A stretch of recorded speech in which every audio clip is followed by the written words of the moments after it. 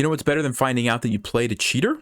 Finding out that you played a cheater after you already won the game against the cheater. Actually, I played this person 2 times. They beat me the first game.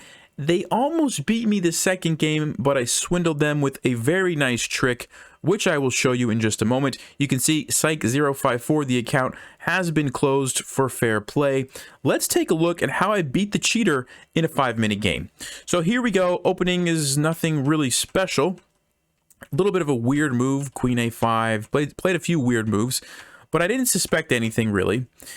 And this moment right here was a bit surprising. So you look at this position, okay, I played Bishop G5, it looks pretty normal. Maybe black is gonna, develop their bishop or do something, but this person decides to push the pawn and then immediately push the other pawn. Notice how much time they spent, okay? 4:18, they spent 4 seconds to push this pawn, 3 seconds to push this pawn. Now, why am I surprised by this move?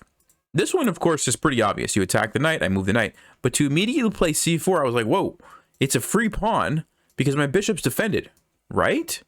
Wrong. If I actually take this, look at this tactic, knight to h5, attacking my queen, unleashing the bishop, and I'm going to lose my bishop. It's a very complicated tactic, but this person saw it almost immediately, right? b4, c4. So I was like, whoa, okay, so I saw it here, and I decided to go ahead and trade off the bishop before it becomes a liability, okay? So takes. They captured here. All right, we get some more moves. And then right here, we keep going. I played f5. I'm launching an attack. I'm feeling pretty good about my position. I didn't know I was playing against Stockfish. Okay, takes the pawn. I bring the rook over. We get some trades. And now my opponent is not concerned at all about their king. They just start pushing this pawn. Just start pushing it. They play g6. And I was proud of this move, okay? I was really proud of this move right here, which turns out to not be the best move. Best move was queen to g3. Knight h5 was actually the second best move, though. So notice my rook is trapped. But after knight to h5, black can't take this, because if they take the rook, I have checkmate. Queen to g3.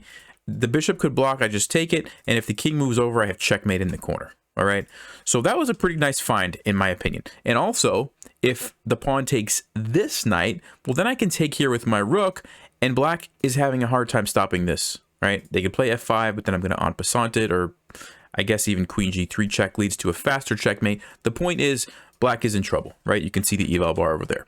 So I was really proud of this move, okay? Knight to h5. My opponent plays queen c4, which is the best move. I brought the queen over, and what I would like to do is take advantage of these dark squares. So I want to bring my queen down here and go for the checkmate.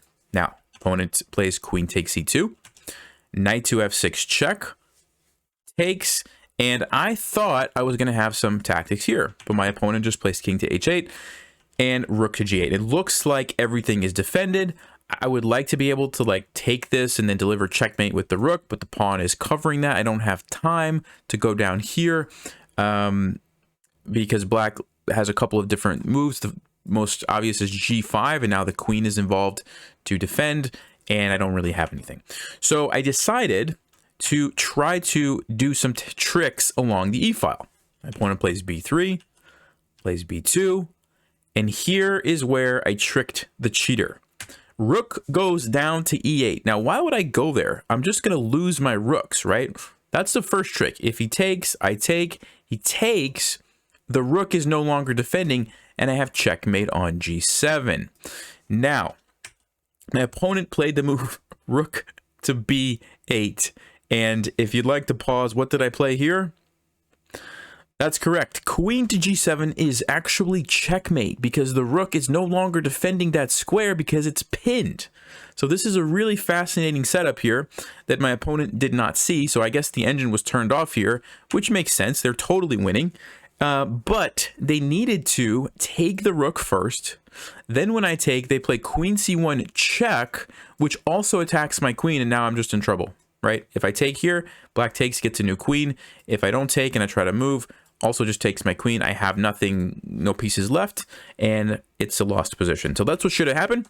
My opponent didn't see it, and I ended up finishing the game in style with the checkmate on g7. And then I found out today, which is the next day, that this person's account was closed. So feels pretty good beating a cheater. But yeah, I just wanted to share that game with you guys, and I'll see you next time. As always, stay sharp, play smart, and take care.